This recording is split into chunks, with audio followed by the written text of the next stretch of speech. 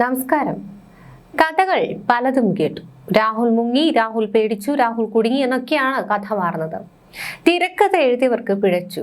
Peroorkada police ക്ലബിൽ 3 ദിവസം രാഹുലിനെ ഇരുത്തി ചോദ്യം ചെയ്തവർക്ക് കിട്ടിയത് മാസ് മറുപടികളാണ്.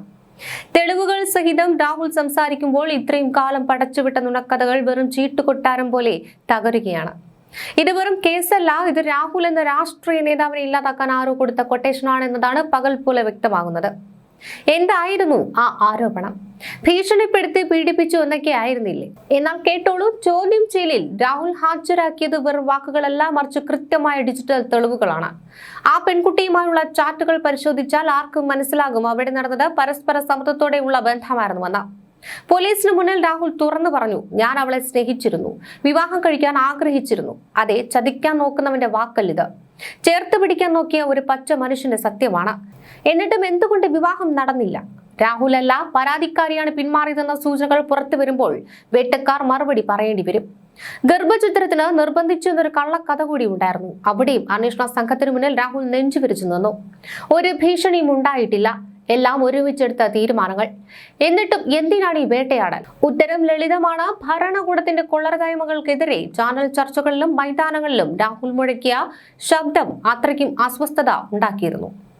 രാഷ്ട്രീയമായി നേരിടാൻ കെൽപ്പില്ലാത്തവർ വ്യക്തിഹത്യ എന്ന കുറുക്കുവഴി തിരഞ്ഞെടുക്കുന്നു. പക്ഷേ അവർ മറന്നുപോയി, ഇത് വെട്ടേറ്റ് വീഴുന്ന രാഹുലല്ല, വെട്ടും തോറും കരുത്താർജിക്കുന്ന പോരാളിയാണ്.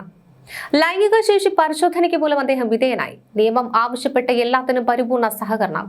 ഒരു ക്രിമിനലിന്റെ മനസ്സാണെങ്കിൽ രാഹുൽ ഫോൺ കാണാനില്ലെന്ന് പറഞ്ഞ് ഒളിച്ചോടുമായിരുന്നു. പക്ഷേ സത്യം കയ്യിലുള്ളവന് എന്തിനു പേടിക്കണം? ചാറ്റുകളും രേഖകളും പരിശോധിക്കുമ്പോൾ നിയമത്തിന് മുന്നിൽ സത്യാവസ്ഥ തെളിയുക തന്നെ ചെയ്യും. ഹൈക്കോടതി ജാമ്യം അനുവദിച്ചത് തന്നെ ഈ കേസിലെ ദുരൂഹതകൾ നിരീക്ഷിച്ചുകൊണ്ടാകണം. പോലീസ് ക്ലബിൽ നിന്ന് പുറത്തേക്ക് വരുമ്പോൾ ആ മുഖത്ത് കണ്ട ചിരിയുണ്ടല്ലോ, അതാണ് നീതിയിലുള്ള വിശ്വാസം. ചതിയുടെയും വഞ്ചനയുടെയും പുകമറകൾ നീങ്ങുകയാണ്. പാലക്കാടിന്റെ MLA തകർക്കാൻ നോക്കിയവർക്ക് കാലം കാത്തുവച്ച മറുപടി ഉടൻ വരും. ഇത് രാഹുലിന്റെ മാത്രം പോരാട്ടമല്ല, രാഷ്ട്രീയ പ്രതിയോഗികളെ ഇല്ലാതാക്കാൻ സ്ത്രീകളെ ആയുധമാക്കുന്ന വൃത്തികെട്ട രാഷ്ട്രീയത്തിനെതിരെയുള്ള പോരാട്ടം കൂടിയാണ്.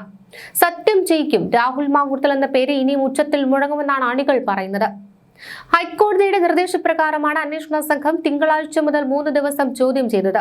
ദിവസവും 10 മണി മുതൽ 4 മണി വരെയായിരുന്നു ചോദ്യം ചെയ്യൽ. ആദ്യ പരാതിക്കാരി വിവാഹം കഴിക്കാൻ ആഗ്രഹമുണ്ടായിരുന്നുവെന്നും എന്നാൽ പരാതിക്കാരി പിന്മാറുകയാണ് ചെയ്തതെന്നുമാണ് മൊഴിയെന്നാണ് സൂചന. ഭീഷണിപ്പെടുത്തിയിട്ടില്ലെന്നും ഗർഭചിത്രത്തിന് നിർബന്ധിച്ചിട്ടില്ല എന്നുമാണ് മൊഴി. ചില ചാറ്റുകളും അന്വേഷണ സംഘത്തിന് നൽകി.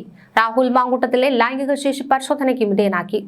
പേരൂർക്കട ആശുപത്രിയിലായിരുന്നു പരിശോധന. മൊബൈൽ ഫോണും പരിശോധനയ്ക്ക് വിധേയമാക്കി. ഡിജിറ്റൽ തെളിവുകൾ ശേഖരിക്കുക എന്ന പേരിൽ രാഹുലിന്റെ ഫോൺ പിടിച്ചെടുക്കുവാനായിരുന്നു പോലീസിന്റെ ആദ്യ നീക്കം. ഫോൺ അൺലോക്ക് ചെയ്യാൻ പാസ്വേഡ് വേണമെന്ന് ഉദ്യോഗസ്ഥർ ആവശ്യപ്പെട്ടു.